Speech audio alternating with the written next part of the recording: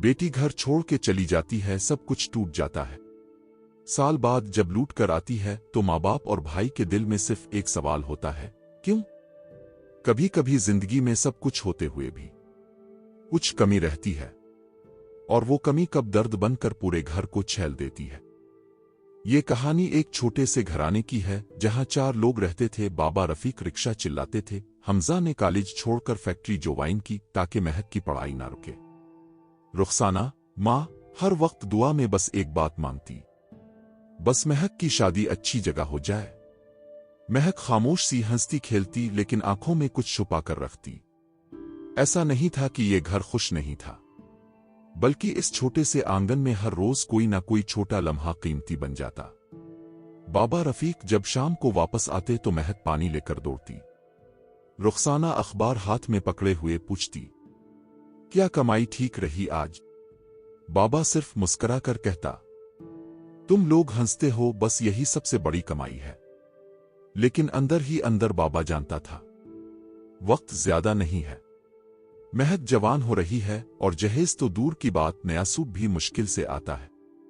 रातों को बाबा दरवाजे के बाहर बैठकर आसमान देखता और दिल ही दिल में रब से कहता, इज्जत रख ले मौला, बस इज्जत रख ले।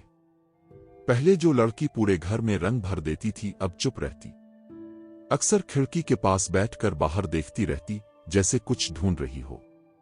रुखसाना ने महसूस किया था, लेकिन मां की तरह इसने सिर्फ ये सोचा कि शायद थक जाती होगी। हमजा ने भी देखा, लेकिन भाई होने का मतलब उसके लिए प्रोटेक्शन था, समझना नहीं। एक दिन हमजा ने गुस्से में पूछा, तुझे क्या मसला है? रोज इतनी उदासी, न किसी से बात करती है न कोई काम। अगर कॉलेज पसंद नहीं तो छोड़ दे। महक ने सिर्फ इसकी तरफ देखा।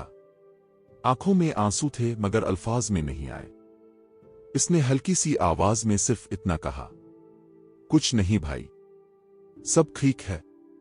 हमजा ने उंगली उठाकर कहा, देख अगर कोई चक्कर है ना तो अभी बता दे, वरना बाद में मैं किसी को नहीं छोड़ूंगा। इस रात डायरी का एक नया सफ़ा लिखा गया। मैं किससे कह सकती हूं कि मुझे इज्जत और मोहब्बत दोनों चाहिए, घर वालों से भी और इससे भी। कभी कभी लगता है कि मैं 2 जिंदगियों के दरमियान फंस गई हूं। एक जिंदगी जिसमें सब मुझे मासूम समझते हैं, और दूसरी जहां मैं सिर्फ एक लड़की हूं जो सिर्फ समझी जाना चाहती है। डायरी का वो सफ़ा गीला था, शायद आंसुओं की वजह से। महक के दिल में जज्बात थे, लेकिन उन्हें बयान करने के लिए कोई जगह नहीं थी।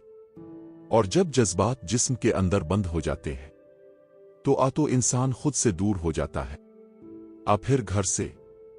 महक ने सुबह रोटी का एक नवाला खाया, मां की आंखों में देखा और सिर्फ इतना कहा, आज थोड़ा लेट हो जाऊंगी, कॉलेज से एक्स्ट्रा क्लास है। रुखसाना ने मुस्कुरा कर सर हिला दिया, कोई बात नहीं, संभाल के जाना। इस वक्त ना मां ने कुछ महसूस किया ना भाई ने। सिर्फ बाबा रफीक ने इसकी आंखों में एक अजनबियत देखी, जैसे कोई दूरी लिख दी जा चुकी हो और वो बस चल पड़ी हो। शाम हो गई, चाय गर्म थी, छत ठंडी थी, लेकिन महक नहीं आई। हमजा ने घड़ी देखी, फिर मां से पूछा, अम्मा इसका फोन लगाओ। लेकिन फोन बंद था।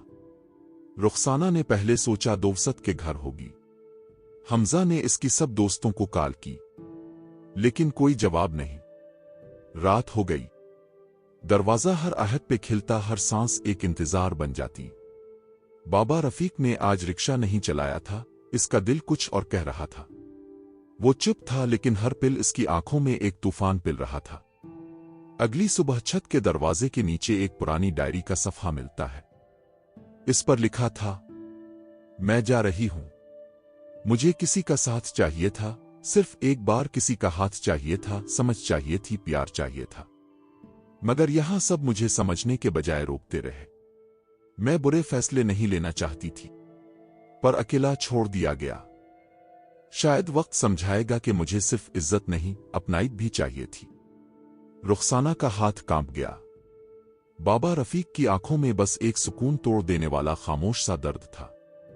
हमजा दीवार से टकरा कर चिंखा, किससे दोस्ती की थी महक ने? किससे? किसने ये सब सिखाया इसे? وہ दीवार पर गुस्से में हाथ मार कर चीख रहा था, मगर उसकी चीख में मोहब्बत थी, नदामत थी, बेचारी सी हिफाजत थी जो कभी कह नहीं सका। रुखसाना चुप थी। इसकी आंखों में खौफ था, लोगों से नहीं, वक्त से। वो वक्त जो एक माँ से इसकी बेटी छीन कर ले गया। इस दिन एक बेटी सिर्फ घर नहीं छोड़ गई थी, एक माँ की दुआओं की सहमी सी दुनिया भी ले गई थी। पड़ोसी, रिश्तेदार सब आंखों में सवाल ले आए। अच्छी बेटी होती तो घर न छोड़ती। रुखसाना चुप थी, हर वक्त कुरान के साथ बैठी रहती। बाबा रफीक ने काम पर जाना छोड़ दिया। हमजा हर इस लड़के को ढूंढता जिसे महक से बात करते देखा था, लेकिन सब बेकार गया।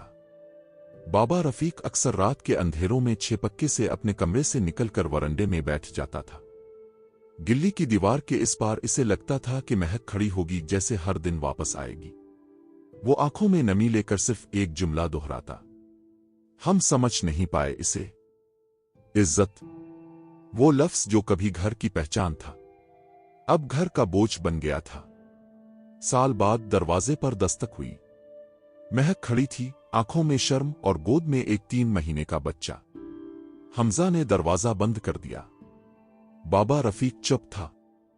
रुखसाना ने सिर्फ इतना कहा, अंदर आजा बेटी।